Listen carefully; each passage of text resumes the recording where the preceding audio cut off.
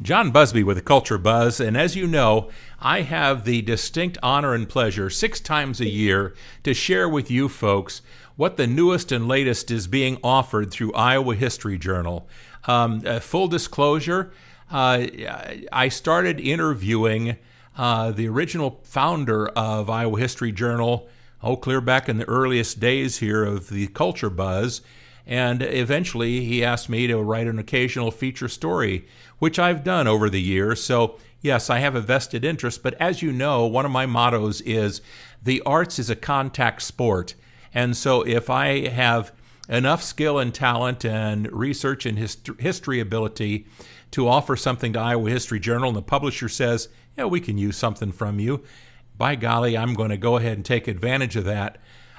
You will find out that I am in the company of some really incredible writers, historians, and my guest here, this is going to be fun because I get to not only share with you Dennis M. Sprague this time, but also for the next issue. And why? Well, because what he had to share with readers at iowahistoryjournal.com is something that needed more than just one issue. It's going to be a 2-part series on the immortal Iowan Glenn Miller. Dennis is probably one of the critically acclaimed experts on Glenn Miller. He wrote a fantastic book. If you really want to go into depth with the research and writing that Dennis has done, Glenn Miller Declassified is the name of his book. And we're going to be talking about Glenn Miller. We may find out some things we didn't know about Glenn Miller, but the nice thing about the feature story is that we kind of go through a chronological timeline thanks to Dennis's captivating writing. Dennis, welcome to the show, and thank you for what you do, because we don't write for Iowa History Journal. Sorry about this, Michael Swanger. To get wealthy beyond our wildest imaginations.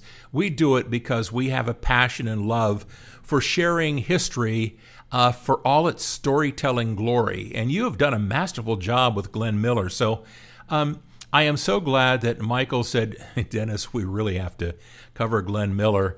So tell us about, just introduce us to the Glenn Miller you've discovered through all the research and work you've done on this wonderful figure of Iowa history. Well, it's very interesting. And first of all, thank you very much for having me. It's a pleasure to be here. It's fun to be home in a way. So I'm glad to be joining your listeners in Iowa. Miller, we all think of Glenn Miller as what we might have seen him in. Many people have seen the movie The Glenn Miller Story with James Stewart portraying Glenn. And they saw a very affable, good-natured, and determined, though, musician. That wasn't Glenn Miller. It was James Stewart. And Glenn Miller, it resembled Glenn Miller to a point, but not completely. Miller, was born in Clarinda in 1904. His family very quickly moved him over time through Nebraska, Missouri, and on into Colorado, where he went to high school at Fort Morgan. He came from a background that was obviously not wealthy. He was determined to succeed. He didn't dislike Iowa or Colorado. In fact, he always called Southwestern Iowa cousin country, and because he had a lot of cousins and still does in Clarinda and Red Oak. But in any event, what Miller really did, and why he's important, was he came from almost nothing and turned that into a very good career. I'm going to interrupt myself for just a second. I have a Labrador Retriever sitting here crying at me. You can probably hear him. Will you stop it? We can't have it. If you give me a moment. He's interrupting us. I'm going to put him out. Well, trust me, Dennis. Can I take like 2 seconds? Do take your 2 seconds. It's distracting me. I will fill in some information that you folks need to know. Dennis Sprague is my guest, and he has written a wonderful 2-part series. I am anxiously awaiting part 2, but the new issue of Iowa History Journal will give us part 1 about Glenn Miller. It's a fantastic story, a fantastic book. You can find out more about Iowa History Journal at iowahistoryjournal.com. If you're not a subscriber, I encourage you to become a subscriber. Why?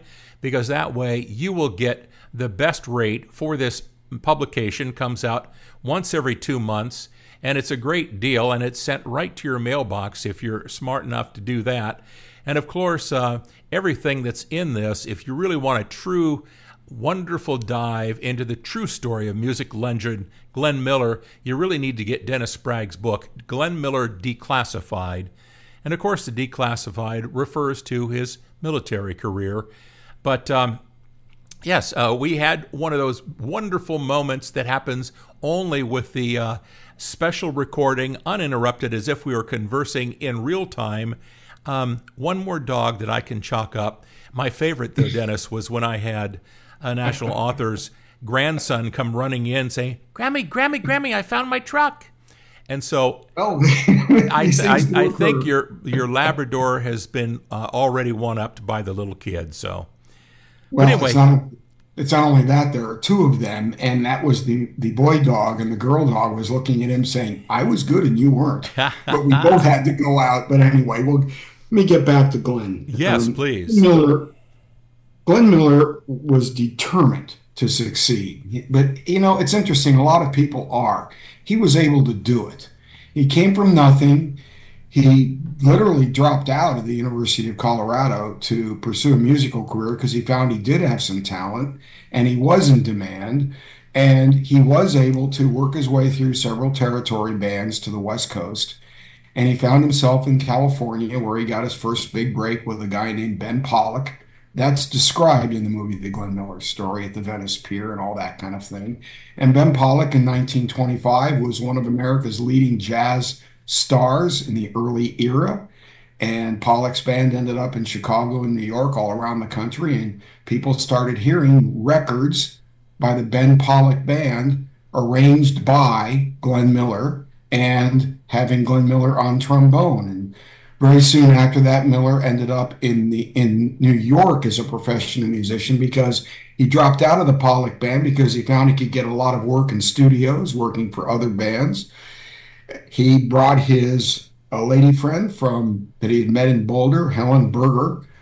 It's a funny thing about Glenn Miller. Helen Berger's father was Boulder County clerk. So you wanted to be careful dating her, but he not only did that, he dragged her all the way to New York and got her to marry him. and her parents were in a state of shock, but it did happen. And Helen and Glenn set up shop and had a great life. America was in a depression. It was struggling, but Glenn had a good career in the studios. He was in the Broadway shows. He arranged scores for George Gershwin and Ira Gershwin, so he met a lot of important people. In the early 30s, he put together a band for Tommy and Jimmy Dorsey, his colleagues, and kind of kept them at bay. The brothers were always fighting, and Glenn was the referee. He got tired of that. He ended up forming a Ray Noble's band in the United States, famous British band leader. And by 1937, Glenn Miller was in a position financially and professionally to potentially strike out on his own. The swing era had started. Benny Goodman had become popular in 1935 and 1936. So the stage was set for this. Well, at the time, a big thing happened. Glenn got a letter from California, and it was from Metro-Goldwyn-Mayer Studios. I always tell people this story because nobody's ever heard it before until you look at Glenn Miller's personal files. I should say that in addition to being a writer and an author, I kind of cheated on the Glenn Miller subject because you do know I am the curator of his archive, and so I'm kind of cheating. I'm associated with the University of Colorado in Boulder. There is no cheating there, Dennis. That is not cheating. It is taking advantage of one's fortuitous situation. Correct. And access to information. Exactly. Files. Well, Glenn got a letter from Metro-Goldwyn-Mayer Studios, and they offered him a position in their music department. He might never have been. He may never have become Glenn Miller, the big band leader. He might have become Glenn Miller, Hollywood score writer for movies. He could have ended up being John Williams in another era or somebody like that. It's kind of interesting. But in any event, he and Ellen struck out. Glenn started his own band. In 37, it up and down didn't do very well. Towards the end of the year, Helen got ill. The band was traveling around the country. Glenn had to make sure she was going to be okay. She had a very serious operation at the end of the year. So Miller and his business manager and booking agency decided to suspend operations for 3 or 4 months, and he was going to form a new band with younger personnel, not a lot of prima donnas. He had some substance abuse problems in the first band, and other things were happening that were like that made things a little rocky for him. So in any event, the 1938 band succeeded. It did it by 1939. They got great bookings, places like Glen Island Casino in New Rochelle, New York, Meadowbrook Ballroom in Cedar Grove, New Jersey.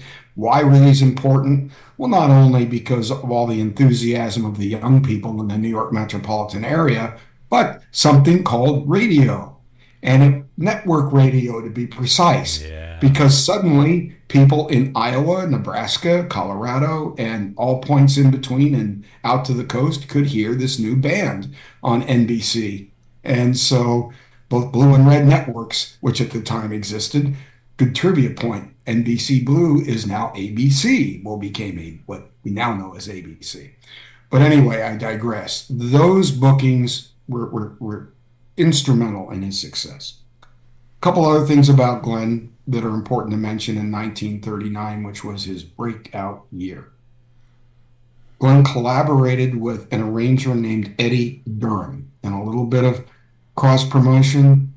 PBS, public television, has a documentary out that they produced this year about Eddie Durham, which goes into great detail about Durham's relationship as one of Glenn Miller's arrangers. And why is this important? Because Eddie Durham was a gentleman of color, and Glenn Miller is not normally associated with the African American jazz world, but yet he was quite in it, and very much so.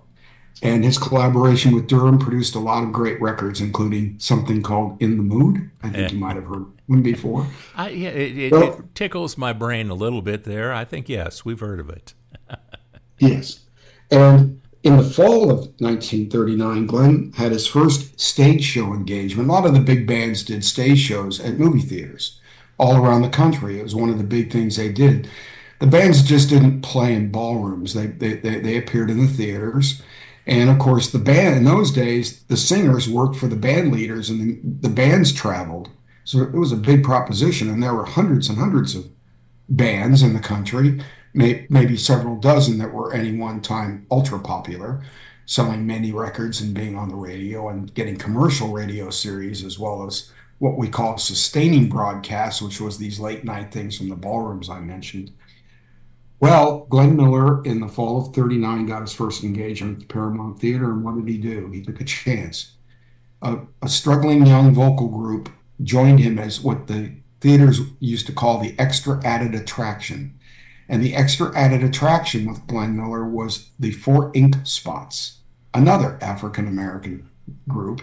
Wow. So, and they credit Glenn Miller with making them famous because he took a chance on them, and it worked out very well. You know, Dennis, I'm going to let you catch your breath there for a minute, because I have to remind people, folks, this, as you can tell, is why the Glenn Miller story in 2 parts in Iowa History Journal is going to be a fascinating way to really get an understanding of who Glenn Miller truly was.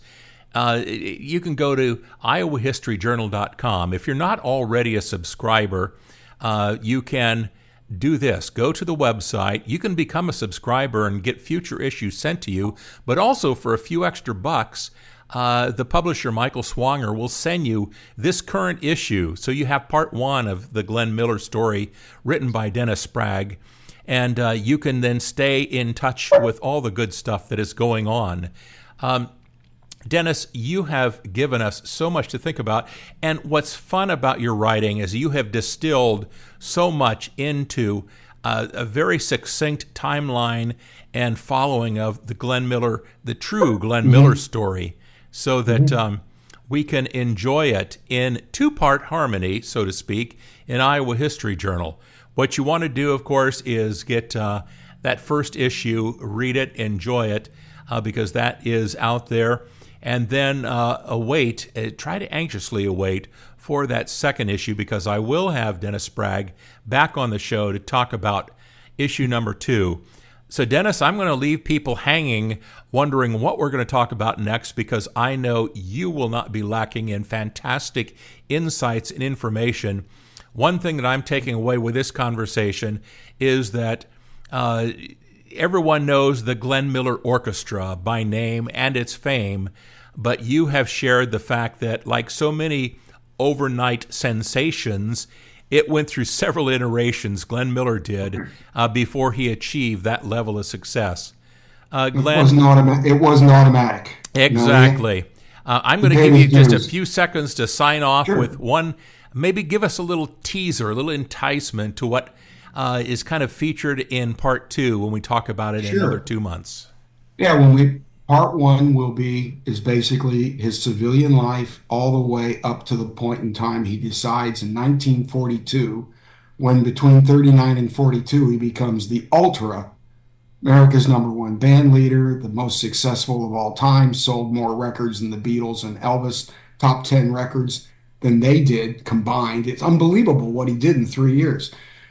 But in September of 1942, Glenn Miller walks away from fame and fortune and joins the United States Army Air Forces. And part 2 will explain why he did this, what the circumstances were, and why he was not only a patriot, but a pragmatic patriot. I love it. So if we were to have the Glenn Miller Orchestra to back us up, we would have a tension-filled orchestral sign-off right now. Imagine it if you would. I think so. Folks. We would have suspense, and of course we'll get to what happened to him after he made this move into the military too. Dennis, we will continue this dialogue later. Thank you so much for enticing us with part 1 of the Glenn Miller story in Iowa History Journal. It's the September-October issue. Get it now. Thank you, Dennis. You are more than welcome.